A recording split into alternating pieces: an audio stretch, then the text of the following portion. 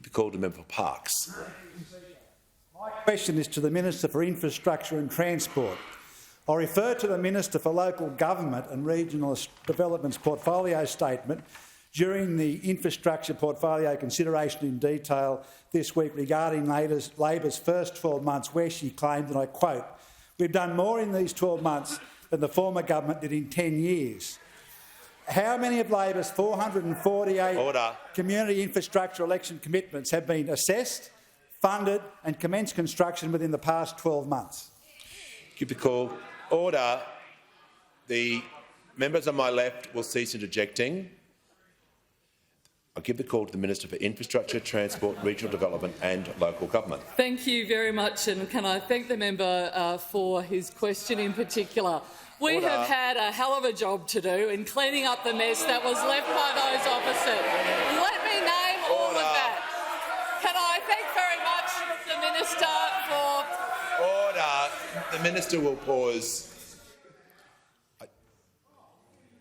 The members on my left, the Minister is 20 seconds into her answer. This wall of noise is unacceptable. A general warning now has been issued. So I want to hear the Minister. I cannot hear a word she is saying. I heard the question in silence. I want to hear the Minister in silence.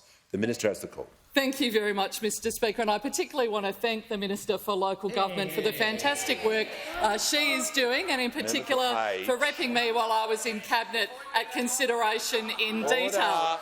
In particular, can I say, in cleaning up the decade of mess that has been left by those opposite. The first and one of the biggest projects we've had to clean up, of course, is Inland Rail, a project that started, I think, at $4 billion, then got to $9 billion.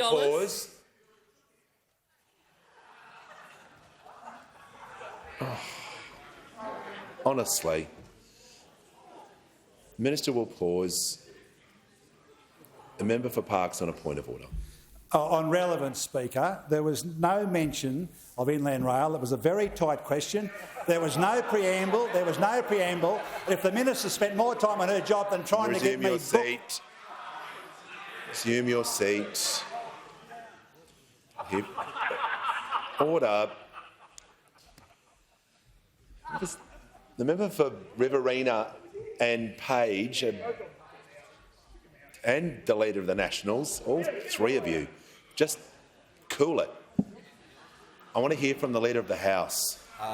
To the point of order, the question included the statement that we have done more in 12 months than the previous government did in 10 years, and the Minister is certainly being relevant to that. Order. Just going to ask the House to come to order. The noise level is far too great. The Minister in continuation, and I want to hear what she's saying. Thank you very much again, Mr Speaker. And so, of course, the first of those projects we've had to clean up is Inland Rail, a project that started, I think, at about $4 billion, then $9 billion, has blown out, we think, to $31 billion under the previous government's watch. We've had to do the work. A project of which there was no planning done, a project that was truly Inland Rail, had no end and no start point, a project that the National Party had their hands all over, and they should frankly be absolutely ashamed of. We've then had to clean up the grants program.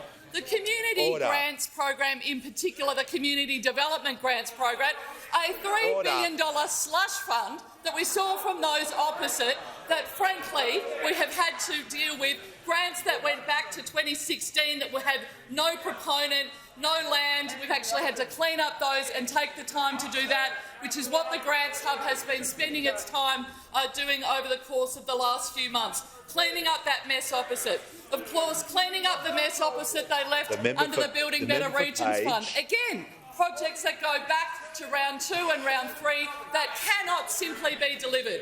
We're also having to clean up the infrastructure investment pipeline with the review to actually try and look at— Did you want me to stop? Sorry. The Leader of the Nationals and the member for Gippsland and the member for Page. You've had a pretty good go. If you continue to interrupt this minister one more time, I will take action. The Minister has the call. Thank you again, Mr Speaker. The infrastructure investment pipeline that we've had to clean up, riddled with projects that are underfunded, that were all about a press release and actually not about delivering infrastructure, particularly into our regions. We've made sure that in the budget that we have delivered on our election commitments, and we are working through that process to make sure that they are actually delivered with integrity, with proper guidelines, and I make no apologies for that at all. I'm amused, frankly, by those opposite who seem to have no concept of the notion of competitive grants or merit in grants, which is what we're getting on with delivering.